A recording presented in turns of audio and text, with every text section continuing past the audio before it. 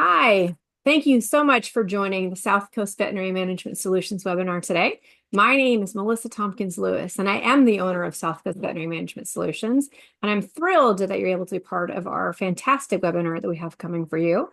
I'm going to upload the webinar to my YouTube channel later the next few days, and the channel is at South Coast Veterinary Manage 263. I do host monthly webinars on the second Thursday of the month at 10 a.m. Pacific Standard Time. Feel free to join it on my YouTube channel later, or you're welcome to continue getting my emails. And please like or subscribe to my YouTube channel so that you can get future webinars. Today, I'm really excited to welcome Amy Harrington-Firth, who I've known for almost a year now. Actually, it has been a year. And we've done quite a few speaking engagements and traveled to Minnesota together. So we have done quite a few things. And I'm excited to see her again in February when we go to WBC. So hopefully you all can enjoy today's talk when she talks about some wonderful leadership things that we can all engage with. So take it away, Amy. Thank you, Melissa. Hi, everybody. My name's Amy. So a little bit about me. The who am I is not an existential question at all. It's actually about who I am as a person. So my name is Amy Harrington-Firth, as Melissa said. I am an RVT and I'm also a nursing manager at my current hospital. I have over 20 years experience in the veterinary field, and I am a certified and fatigue professional. I grew up in the Central Valley of California, if anybody knows where that is, and I currently live in San Diego with my husband's and now three dogs. So the little girl there on the left, she passed away a few years ago. Just adopted a new puppy from Turks and Caicos when we were on vacation. So we're that couple. Um, we also have four kitties. I do take vacations, usually once a year. So I do go to other countries for spay and neuter programs. So that way I can get my, so to speak, when it comes to skills.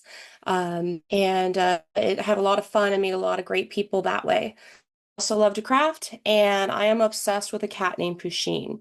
You will learn who Pusheen is later on if you don't already know. So let's get into it. We're going to talk about how we show up as leaders. So monkey see, monkey don't do. Or maybe monkey do if we're presenting ourselves in a really appropriate manner. So let's get into it. So we're going to start off with how we define leadership. A great leader, we have the ability to influence and guide our team towards a common goal or vision. Um, Communicate clearly vision and the purpose, and hopefully inspire our team to work towards the goals we have in mind or the community goal. I always like to tell my team that we are a team because we're all on the same side. We're all working together to win, so to speak. So winning might be making sure that pet gets to go home nice and healthy. It might be meet our goals by the end of the year, whatever the case may be. Um, we also want to be accountable for our own actions as leaders and the decisions we make, and take responsibility for their outcomes. So, if we make a mistake, we got to own it. Positive, negative, and I do want to encourage you to accept the positive and say thank you when somebody is like, "You're awesome." Melissa is constantly reminding me that I need to follow my own advice when it comes to that one. We also need to understand the importance of building strong relationships with our team members. That is the utmost importance. We are not on an island by ourselves. We are with our team 24, well, not 24/7, but I think it feels 24/7 sometimes. But we are with them a lot of times more than we are with our significant others or our pets. So we need to make sure that we have a really good, strong relationship with them. We also have to have the ability to identify areas of improvement and drive the change that we want to see in our clinic, hospital, and our team. So this is not Brene Brown, but I am a huge MCU fan. And honestly, I think Professor X does a really good job of what this quote says. A leader is anyone who takes responsibility for finding the potential in people and process, and who has the courage to develop that potential. So I don't know if there's any other X-Men fans out there, but if you can think of how resistant Wolverine is to Professor X, and then finally he figures it all out because Professor X never gave up on him. So really, really simplified storyline there. And honestly, if I could play the X-Men song, I totally would, but I couldn't figure that out. I'm not that tech savvy. Well, maybe I'll try to have that for you live on Thursday. That'd be great. So how important are you? A lot more than you know or feel. And how much influence do you have? A lot more than you think. I'm guilty of this too. As I say, no man is an island. And sometimes I get very insular and I'm only in my own little world, even though I'm surrounded by 20 other technicians and doctors and cats and dogs and whatever the case may be. And I forget about those things around me. Um, and you feel like nobody listens to you. You feel like you're not making any change, but I promise you, you are. Even if you say zero words to anybody the entire 8 to 14-hour days, trust me, your people see you and they see how you interact with everyone and everything around you. No pressure. But you are more than the sum of your responsibilities. You're more than who does payroll. You're more than the person scheduling. You're your own human being, and you need to remember and embrace that. So, the importance of our actions and presence as a leader. Let's get into it. We set the standard of behavior. Once again, monkey see, monkey do. The way we act does influence others. And if they see us acting a certain way, they're going to think it's okay. So that can be positive or negative. You know, if they see you snapping at somebody or hopefully not, but yelling at someone, that's hopefully an extreme case, but they're going to think it's okay to do as well. You want to build trust with your team, and we'll talk about that a little bit later, what kind of trust is out there and what we them. We want to be able to influence our team dynamic. Again, if playing favorites, the team sees that, whether you feel they do or don't. The team does see if you veer towards someone else, more so than anybody else. And we also want to set expectations for the team performance. And we're going to talk about that too, being nice and clear in our expectations. We want to be consistent and authentic. Sometimes that's really hard. Sometimes that feels that we have to put on a show for people and be this brave, perfect entity. I can tell you right now, you're not. I'm not. Melissa's not. Um, and you're never going to be this perfect human being. That's just not going to happen. But what we can do is be consistent and authentic in the way we drive our motivation. We foster engagement. Again, going to talk about all this stuff, and we create a safe, productive environment. How we handle challenges and show up emotionally impacts the team's morale, resilience, and overall success. So again, when things, what is it? SHTF. So when SHTF hits the fan, how we respond to that, our team sees it, and that's going to be all part of that resilience and help with success. Oops, I pushed the wrong button. Oh no. All right. And I don't know how you got to put this, but you guys are kind of a big deal. We are kind of a big deal. We drive our team. We drive the workflow. We drive a lot of what happens in our hospitals. So what we do matters. We do. Well, decision making, conflict resolution, vision setting, delegation and empowerment, goal setting, hype man, coaching, therapist, payroll, team meetings, mentoring, schedules, basically everything everywhere all at once. And so there's more to this list. I know, but we don't have the time or the slides for it.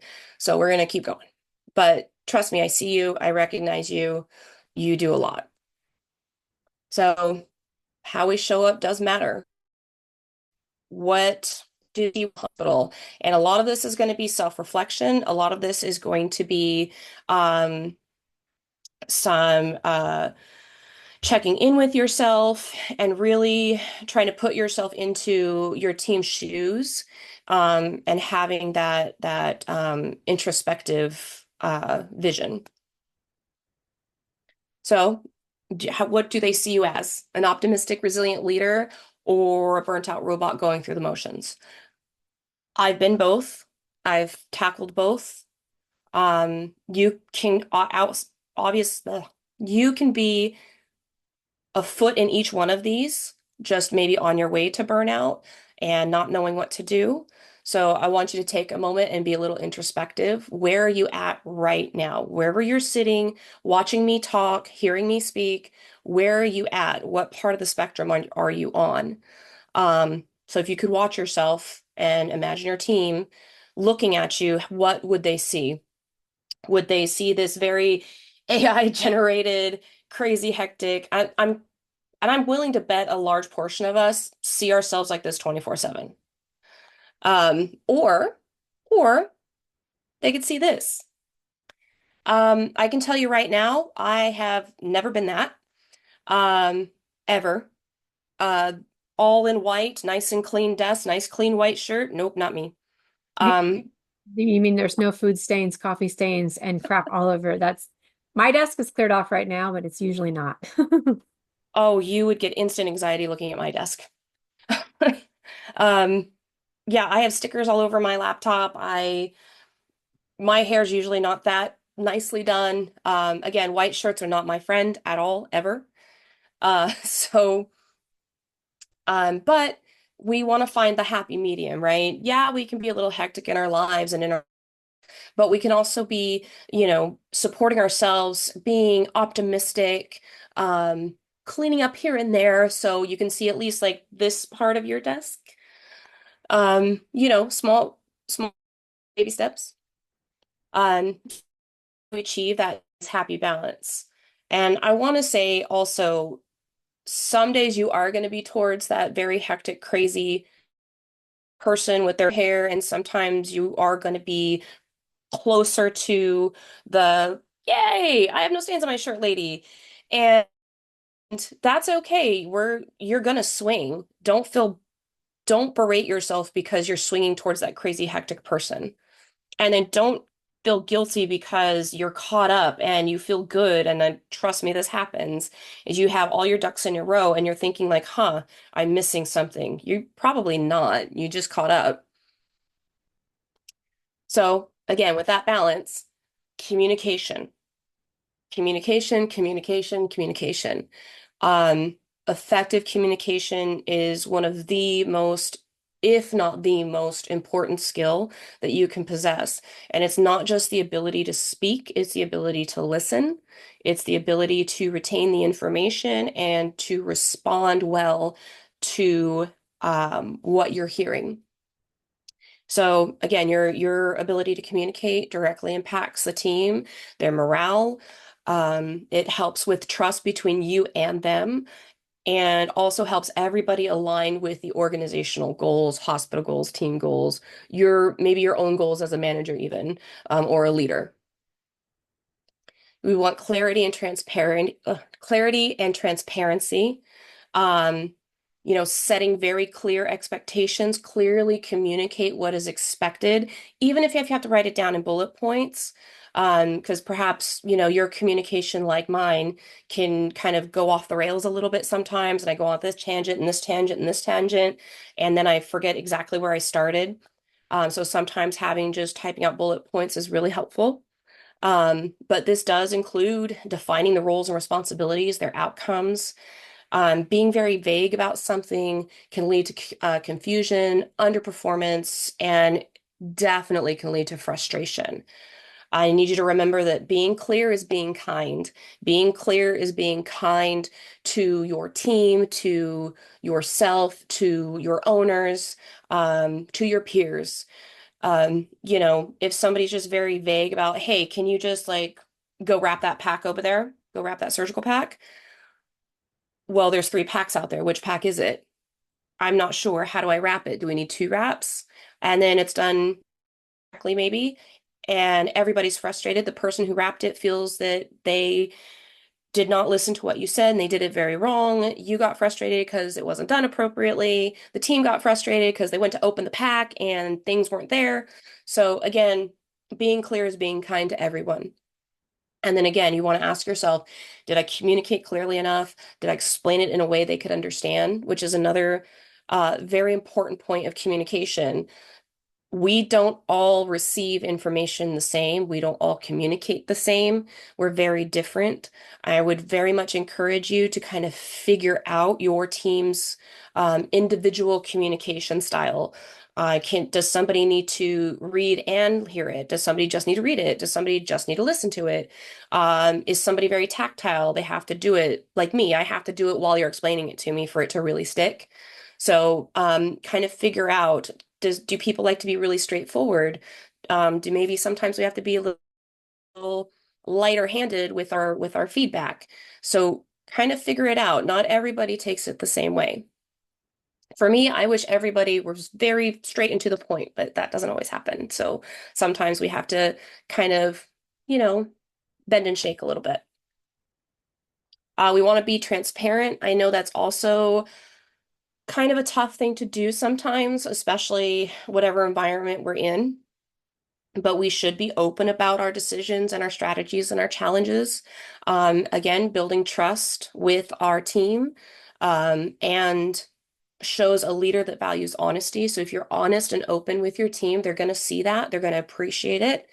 And it can also help manage their expectations.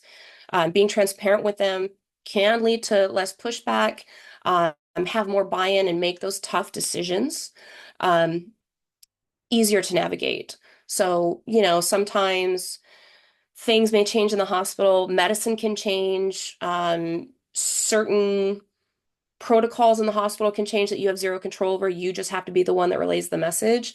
You can absolutely be somebody who says, hey guys, this came from higher up. We have to do it this way. People are going to grumble about it. I'd be like, I know, it's frustrated. I'm a little frustrated too, but we're going to work through this together. And just sharing the fact that you're frustrated with them is going to make them feel a lot better about taking on this challenge. They won't feel so alone. So, as I said before, also includes listening, active listening. Um, Again, I do struggle with this. I probably have undiagnosed ADHD. I don't know. But sometimes as somebody's speaking to me, my mind goes to where, oh, I should have sent that email. Oh, I really need to do this. And I have to kind of bring myself back. So it is a conscious effort for me to pay attention to the person in front of me, especially if they've been speaking for more than probably 4 minutes. So I'd say that's about my time. So I do have to figure out ways where I can be fair to them and give them the attention that they deserve and um my attention that they deserve. So again, with active listening, we show empathy and understanding. We show them that we are listening. We do take in their feedback. We want them to feel valued. We want their thoughts and their feelings to feel valued. Um, and it will help you make more informed decisions.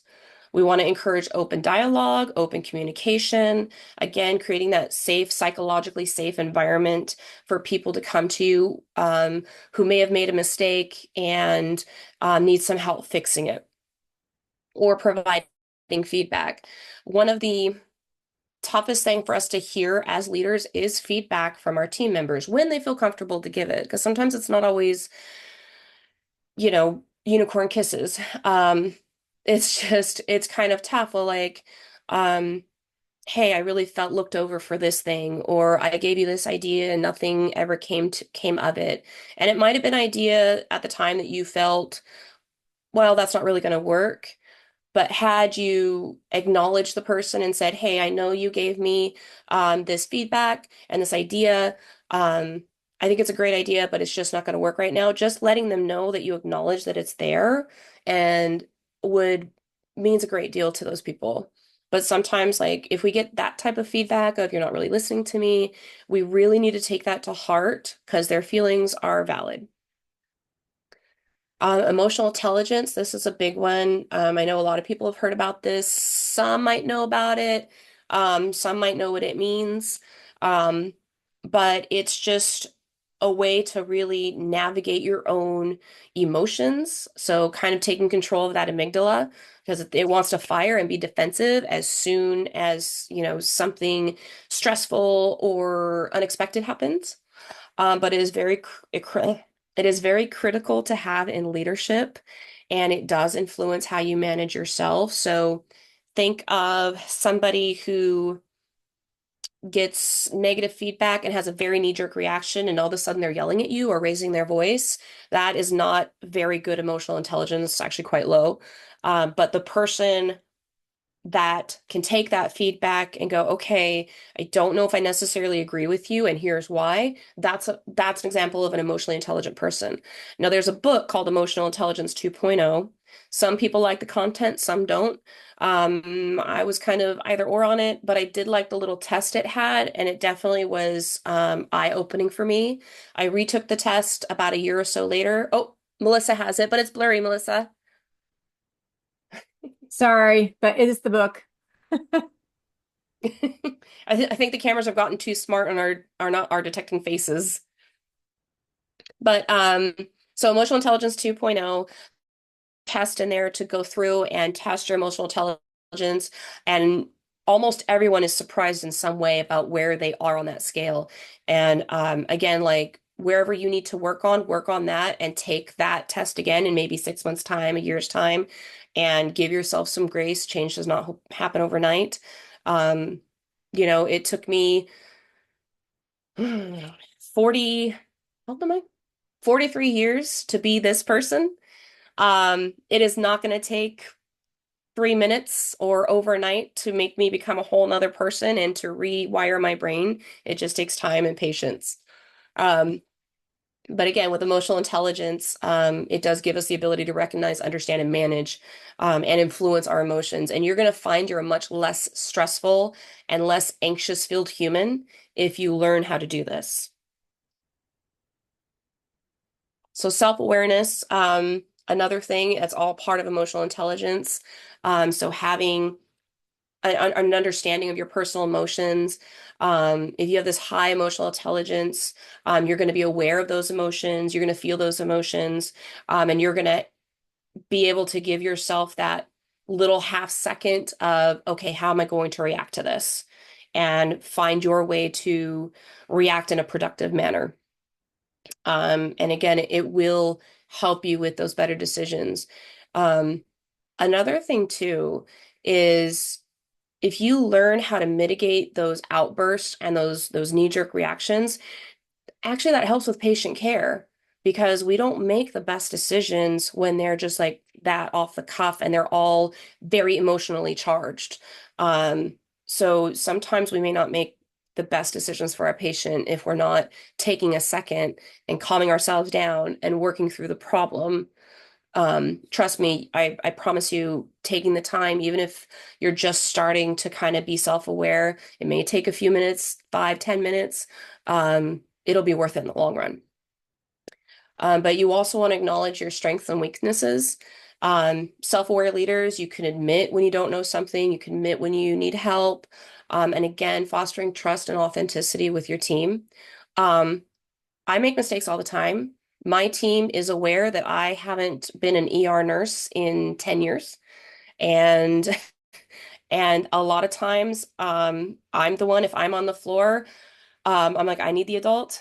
I forgot how to do a fentanyl CRI. Can somebody help me?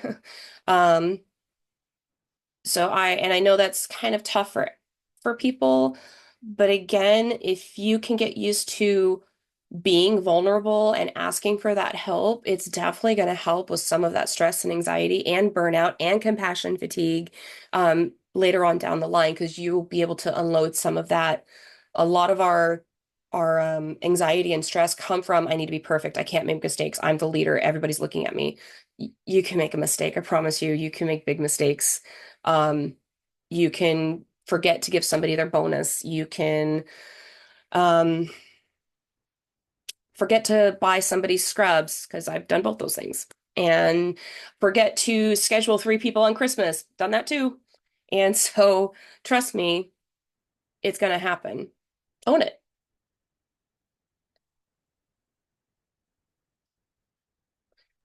Sorry, it took me a second for my thingy to go. Self-regulation kind of comes up with emotional intelligence, managing our emotions effectively. That's all with the whole self-awareness, and then we learn how to self-regulate ourselves, maybe even walk ourselves through the emotion while why we are feeling that emotion. Sometimes it's super easy to figure it out. Sometimes it isn't. I'm going to tell you that right now. Sometimes you can figure it out. Sometimes you have to go to a quiet room and really think about it, or take a break, or walk outside, do something just to kind of get away from all that outside turmoil. But the self-regulation, you can learn to control impulses, manage your stress, and remain calm under pressure. Be less of the grabbing hair, food everywhere person. Um, it's also going to help you stay focused, because you're sitting here worrying about the emotion that's like right here that won't leave you alone and you haven't worked through it yet. And it's going to take over your thoughts. And again, we talked about patient care, that again can very much affect patient care, because you are so sidetracked by what's going on in here and not really working through it, that mistakes can be made, unfortunately. You also want to set the right tone. Um, who can manage your emotions and set that stable, positive tone for the team, which influences the emotional climate of your workplace. A lot of times, the leader is very stressed out, and that's going to fall and trickle and feed into the team. Um, mud rolls downhill, right? So all of that negativity is going to trickle down into them, especially your very empathetic teammates and team members, because they are very aware of everybody's emotions in the room. And I don't know about you, but I know we have a lot of empathetic people in this field. So resilience, again, all plays into everything. Very important to learn resilience, especially leader or even as a shift lead, even as just if you're not in leadership at all, this is something to really have, especially in our field, to really cultivate resilience. It's going to help you not only in your work life, it's going to help you in your personal life too. So again, it relies on your ability to persevere through challenges, setbacks, and adversity while maintaining a steady, optimistic outlook. And we'll get into this in a minute, but optimism and positivity or toxic positivity are 2 very different things. Some people tend to interchange them, and that's not what we're talking about. So optimism and optimistic is the key word here, not being positive, everything's rainbows, no matter what. So that's not what we're talking about. And again, I'll explain it here in a minute. It's a capacity to recover from difficulties, learn from them, and continue moving forward with purpose. So again, staying calm under pressure. You want to be able to handle these crises effectively with as least amount of anxiety as possible. So resilient leaders can remain composed, and instead of panicking, becoming overwhelmed, you keep that focus going. You can make rational decisions and help yourself navigate through any challenge that comes your way. So adapt flexibility along with that. Resilient leaders are flexible. You can pivot, like that challenge that comes your way. You can bob and weave a little bit more easily and not feel like a gear that's kind of just stuck with a wrench in the middle of it. So be able to very easily move through any adversity that comes your way. And seeing those changes instead of being very obstinate and stubborn and like, no, we're not going to do it. It's never been done that way. But seeing it as a way to grow and learn from the obstacle comes along. And I don't know about you, but I hit a lot of obstacles in my life. Um, so we lead with agility. And again, instead of being rigid and obstinate, we evolve with the circumstances, bob and weave, adjust, and evolve through everything. We learn from our mistakes. Remember, we make mistakes. We make mistakes. turning setbacks into lessons. Failure is not a final defeat. In fact, fail is your first attempt in learning. So please remember that. And analyze what and just learn from it. As long as you're learning from it, it's really not a failure. It's just a lesson. You want to model the growth mindset. All of this stuff I'm talking about, and I know it seems like a lot, and it really is, and I acknowledge that. But little by little, if you work on these things, you will become this really great leader that people can look at, and especially when things are going crazy and four things walked in through the door, three are bleeding, one's coding. You have an owner yelling at you because that $50 injection was way too much. If you even did it at all, I've definitely been questioned to see if I've ever done an injection. Um, but this is going to help your team be more resilient as well because they see you, the resilient leader. So again, it's going to teams that you can grow, you can make it through, and be better, make those educated decisions, and be innovative and without fear of failure. That's a big thing too. A lot of times we have our team, certain people of our team maybe have PTSD from the last hospital they were at because they were yelled at when they made a mistake. We don't want them to feel that way. And it might take some time, but as long as you're showing them trust and openness, they're going to learn that they can come to you with a mistake. Because if they make a mistake and they don't tell you, again, that's the life of another pet and the health of another pet that could be in jeopardy because they were too afraid to tell you they made a mistake. Um, what we just said. Resilient leaders not only overcome obstacles themselves, but also inspire their teams to do the same. Optimism. I said we were going to talk about it. We'll talk about it. So we want to lead with optimism because it's contagious. As much as anxiety and fear is contagious, so is optimism. Maybe not as much. There's a saying, what is it? Good news travels fast, bad news travels faster. Kind of the same. That positive or that optimistic attitude doesn't travel nearly as quickly as the negative attitude, but the more you work on it, the less negative attitude you have to fight in order to get that optimism going. Again, lifting the spirits of your team and confidence. Constructive optimism, so the antithesis to toxic positivity. So maintaining that positive or optimistic outlook, even in difficult circumstances, acknowledging the difficult time, and that's kind of the difference of it. And to have your team remain hopeful and determined, knowing that the light at the end of the tunnel is not a freight train. It might be a candle, it might be a match, but it's not a freight train. It's going to roll you over. So we're going to talk about it a little bit. Toxic positivity versus constructive optimism. So normally I have a live audience here and I have a raise of hands, like who thinks this is toxic positivity? Who thinks this is constructive optimism? This is toxic positivity, and I actually really love this meme. But it's just sitting there not acknowledging the fire, not acknowledging the smoke, just having my coffee. This is fine. It'll eventually get fixed. I don't have to worry about it. That is, I saw you raise your hand, Raising Melissa. my hand to say, yeah, I agree. So yeah, this is fine. We're fine. Everything's going to be fine.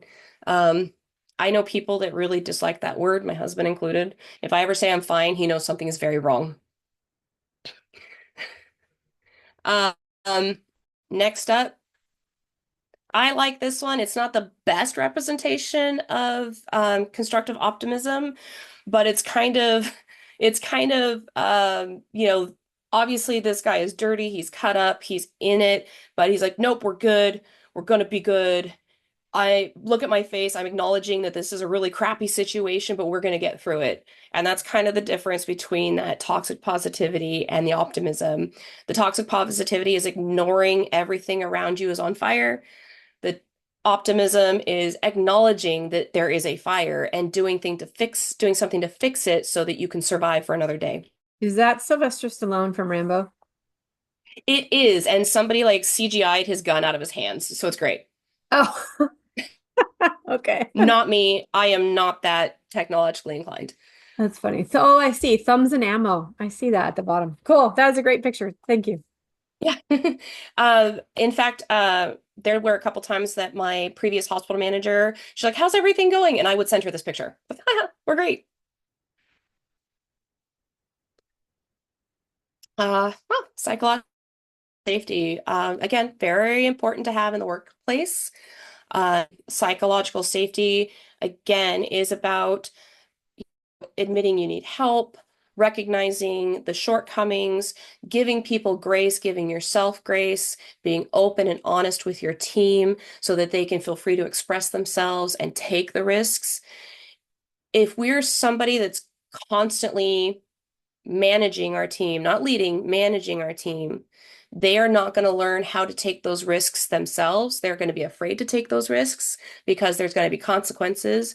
But if we want any semblance of being able to go home on time or maybe just being able to get that payroll done without getting interrupted, you have to give your team some psychological safety so they can make those decisions on their own. A lot of times, I have the team come up to me myself, and if I'm like, I'm not here, make the best decision, make the most logical decision you can. If it's wrong, we'll fix it. As long as nobody gets hurt and nobody dies, and don't set the hospital on fire, we're good. Which somebody did set the hospital on fire within 3 weeks of it opening, but it's neither here nor there. Um, it's okay. They didn't call me. They handled it. Um, just again, this is me going off on tangents. Um, so I also like to test my team. Like, if the hospital is on fire, who do you call first? And they said, "Well, you, Amy." And I said, "No, 911. I'm not going to do anything." So test your team. Don't let them call you if they don't put yourself in such a position that they feel they need to call you before they call 911. But again, back to psychological safety, without that fear of judgment, rejection, or negative consequences. Have them make those decisions. You want to foster this environment of openness, empathy, inclusivity, and resilience. And all of that is going to start with you. We all wanted to be leaders in some way, shape, or form, and these are the things we have to do in order to become really great leaders and have this really great team. A team that feels psychologically safe, they're more innovative, they're more collaborative, and they do better at reaching their full potential and wanting to grow. So, open communication, we encourage people to speak up without fear of judgment. All voices are valued. Now, yes, all voices and opinions are valued. They may not be what you want to hear, they may not be the best, or maybe somebody's just venting to you. But if they're feeling a certain way, then we need to respect that and take that information on. We want to lead with empathy by showing compassion towards their emotions and challenges and concerns. Sometimes we do have that team member who might be a little more sensitive than everybody, and that's okay. That's who they are. Um, but we need to show compassion to them. Yes, they might be a delicate little flower, but at the end of the day, they're still, part of the team and they should be valued just as much as everybody else. We want to model our vulnerability. Trust me, it's okay to not be okay. Um, I have battled anxiety and depression my whole life. It's still a battle. Some days, some weeks even are much, much easier than others. And there are times when I am really, really struggling. Um, and there are times when I'm struggling and I go into work and I say, "Hey guys, I'm on the struggle bus today. Like, if you need anything, I'm here, but I just kind of need to work through some stuff." And the team's really great about that. I've even told them there are days when I'm like, "Hey, I know I said I'd come in today. I am really struggling mentally. I need a help. I mean, I need a day. I need a personal day."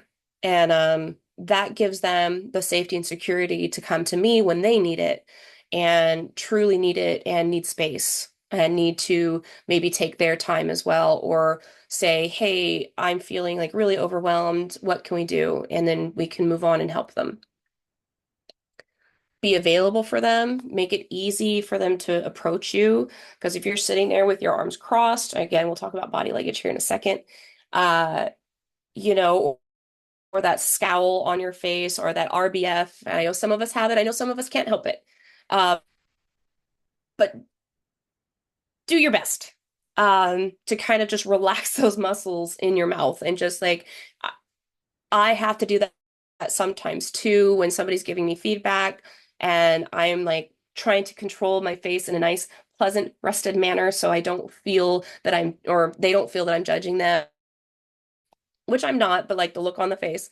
And I have had coaching from a previous hospital manager saying, Amy, fix your face. I'm like, oh, okay, sorry.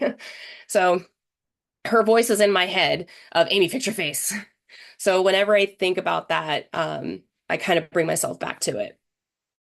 We want to recognize and celebrate contributions, acknowledge our successes, celebrate our wins.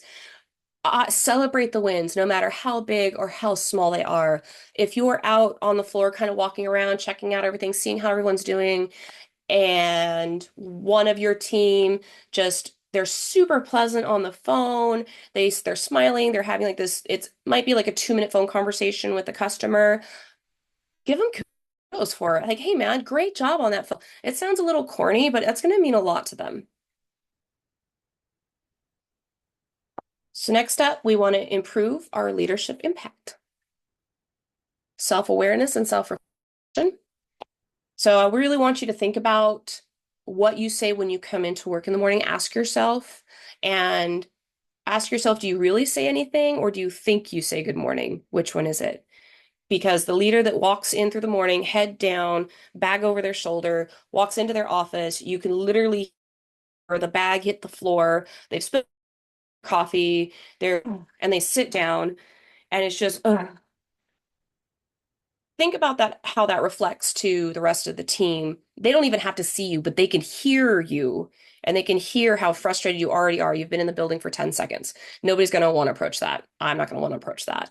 So you kind of want to ask yourself, how are you presenting as you come in or when you leave for the day? Are you asking, does anybody need anything? Are you even saying goodbye? Don't you don't want to sneak out of the hospital or out of the clinic and not say goodbye to everybody. Now, there is a caveat to that because I'm in a 24-hour clinic and I have walked through and said, does anybody need anything? And then 2 hours later, I'm like, oh, I was supposed to leave 2 hours ago. So if that's something that does happen to you or you think there's going to be, hey, I need you, maybe ask that question 30 minutes before you're supposed to leave. Let the team know, like, hey, I'm leaving at this time. Does anybody need anything?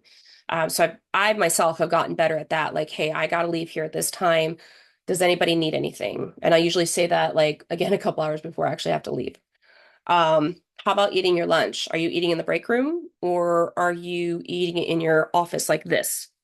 Just like gobbling it down and nobody sees your face as fast as you can. Um, I would eat in the break room, eat with your team, hang out with them, talk with them, see what's going on in their day, ask them how their lunch is, just see how they're doing.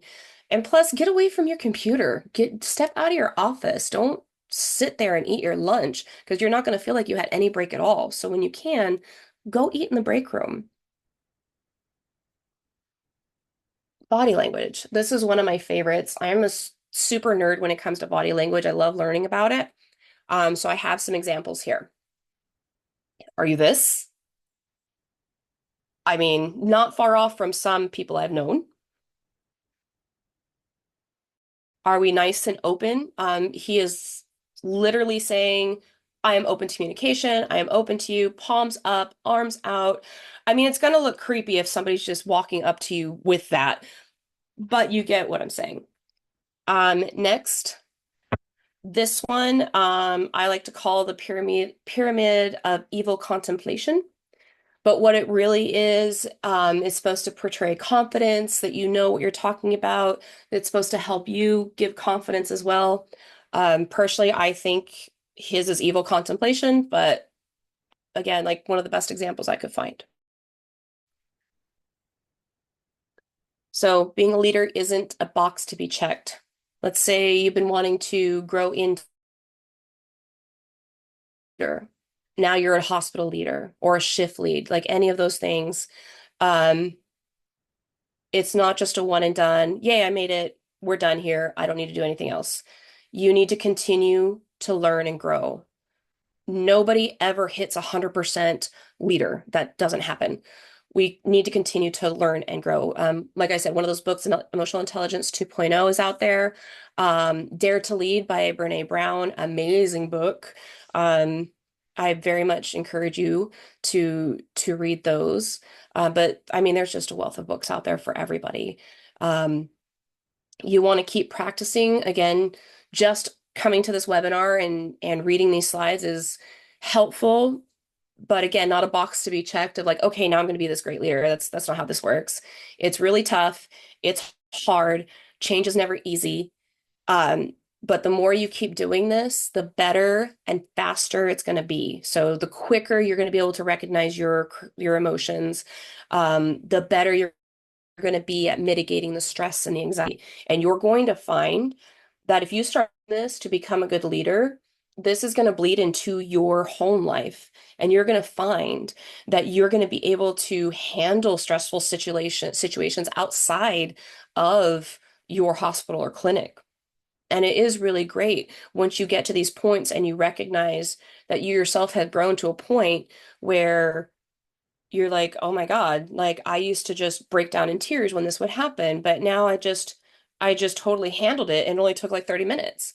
Um, if you're me, I have a terrible habit of putting things off. That would have taken a whole 3 minutes. And then now here we are and it's ready to be done and I haven't done it and now I'm really stressed out. So it helps with a lot of some of that procrastination as well. Having a good mentor helps. And there is a difference between a mentor and a role model. Role model is someone you aspire to be. So like, oh, I want to be just like Superman. He's like laser beams out of his eyes, and I want to do that one day, and I want to fly. I want to be just like this person. That's more of a role model. A mentor sees you as the individual you are and helps you become the best version of yourself. So keep that in mind. There are people we do put on pedestals, whether knowingly or unknowingly, and just aspire to be them. I just want to be them. You'll never be them. You're your own person. You're going to handle things your own way. You're maybe better, maybe not so good, but you're not going to be that person. You shouldn't be that person. You're your own person. And I promise if you find a really good mentor, you're going to be just as good as you feel that person is, but your own. Or sometimes maybe that person isn't the best person, and you recognize that once you start with your mentor and you start growing and learning, and you're like, oh my gosh, like I thought I wanted to be this person, but now I'm kind of better than them. So just just recognize that. And it's not just about how to be a good leader. It's learning to take care of yourself. Put your oxygen mask on first.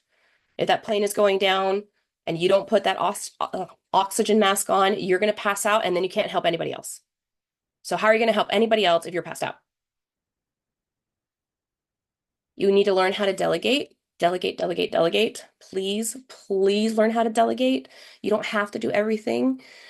Give one of those spinning plates you have in the air to somebody. I promise you, it may take 10 or 15 minutes of coaching a few times, but it's definitely going to be way worth it in the future. Say no, but respectfully.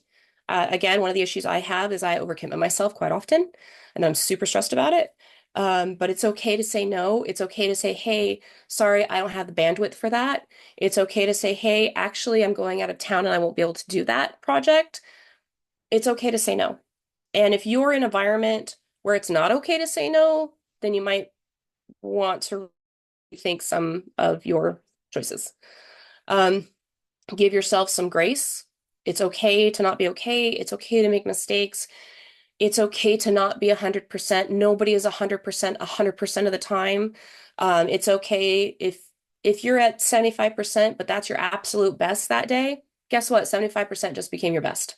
If you're 100% and that's your best, great. But I promise it's your best will fluctuate. Your 100% will fluctuate to 75, 85. Sometimes if you're really sick and you're trying to get things done, your best is going to be about 40, if that. Stop babysitting. By babysitting, I mean micromanaging. Stop micromanaging. Do your best to be hands off a little bit at least. Let your team breathe. Let your team do the things they're going to do. Let them make mistakes and solicit feedback and adapt to it. If someone says you're not a great listener, work on your listening skills. If you maybe don't have the best emotional intelligence, work on that. Or if you're somebody who kind of just reacts to things without really considering the emotion behind it, that could be something that you can work on. Me, it's my procrastination. And most importantly, and this is my most favorite thing, it's in almost, I think it is in every single talk I've ever done and probably ever will do. Um, Boundaries. Set your boundaries. Please have boundaries. It's really hard to say no to things. It's really hard to set those boundaries, but please set those boundaries. Make your hard stop at 5 o'clock if that is what is going to help you with your work-life balance. Please say no respectfully if it's not something that you really, really, really can't do and know that it's going to cause anything but stress. So set the boundaries, and they don't have to be solid cement boundaries. They can be permeable boundaries. They can be movable boundaries. Maybe one day, yeah, I can do that. It's awesome. Yeah, I'll stay a little bit later. Cool. Or other days you're like, nope, hard stop. We're done here. Lead by example. Um, so these are the things that, sorry, I jumped ahead of myself. So these are the things I kind of want you to come away from this talk with, which is, you want to lead by example. Be the leader that you want to be led by. So if you ever had anybody in your past that you really, really wish that they were this kind of leader, be that leader. Um, and remember that there are future leaders out there. They might be in your hospital. And if you are not super pleasant, if you're volatile, if you're just completely crushed by work all the time, burnt out, they see that. And any future leader is going to be, oh my God, I don't want to be that. They're going to see that example and think that that's how all leaders are. And I don't want to be that person. So keep that in mind too, that there are other leaders out there for future or future leaders out there who are looking at you and show up, like really show up. Remember to say good morning or hello. Check in with your team before you leave. Remember to say goodbye. Or sorry. Remember to say goodbye. Remember to ask them if they need help. Be vulnerable. No one's perfect. Practice your self-awareness, even if it takes you a second to kind of turn off your computer screen and just really kind of sit and just stare at nothingness and work through what's going on in your brain, or go outside and go for a little walk or whatever the case may be. Maybe come home and reflect a little bit, take like 10 minutes-ish to kind of go over your day and see what happened. Um, so that's what I mean by check in with yourself regularly. Practice setting your boundaries, starting small. A really good advice that someone gave me was if you get a text, if it's your day off and you get a text from one of your team at the hospital, don't answer it right away. Wait 15 minutes. As long as it's not important or emergent or somebody's dying. Um, Most of the time, if you wait that 15, 20 minutes, they've had figured it out. Because I can tell you that there have been times when they have texted me and they're like, oh my God, Amy has not texted me back immediately. She must be dead. But we need to figure this out. And I promise you that that's from time to time. And you're going to be like, nope, I'm going to set that back down and I will answer it in 15 to 20 minutes. Because if you continually answer it right off the bat, that's going to be the expectation. Days off, traveling, whatever the case may be, they need to be able to work without you. Um, and then breathe and reset. So crazy hectic day. Everybody's different. There are breathing exercises out there. There are apps on the phone to kind of help you with those breathing exercises. And just to in and out. For me, if it's really crazy, I actually like to close my laptop and set my hands flat on the floor because they frown if you take your shoes off and try to ground yourself at work. So I put my hands flat on my desk and feel how cool my desk is. Um, and sometimes I close my eyes, sometimes I don't, but I just kind of take that deep breath and really try and reset myself if I'm just kind of spinning out of control a little bit. So we are at the end. That is my kitty. She is very food motivated. That was food in front of her, and she's always hungry. I would say she is hungry. She's always hungry. Her name's Penelope. Um, Again, my name is Amy Harrington. This is uh, my email. I will be happy to do these slides if you want, or this can be available on Melissa's YouTube. And as promised, for those who don't know who Pusheen is, this is Pusheen. Yes. And I am a current collector of this. I love Pusheen as well. One of my cats has the body shape of Pusheen, but she has black fur instead of the gray fur, but she definitely has the body shape. So it's amazing. Oh, we're frozen.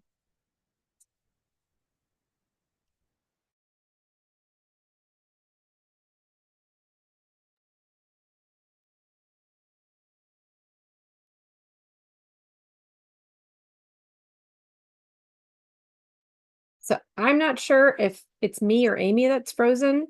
So I'm going to go ahead and stop the meeting. But thank you, Amy, for coming today and for presenting to us. In case anybody can still hear this, I'm going to go ahead and stop. And all right.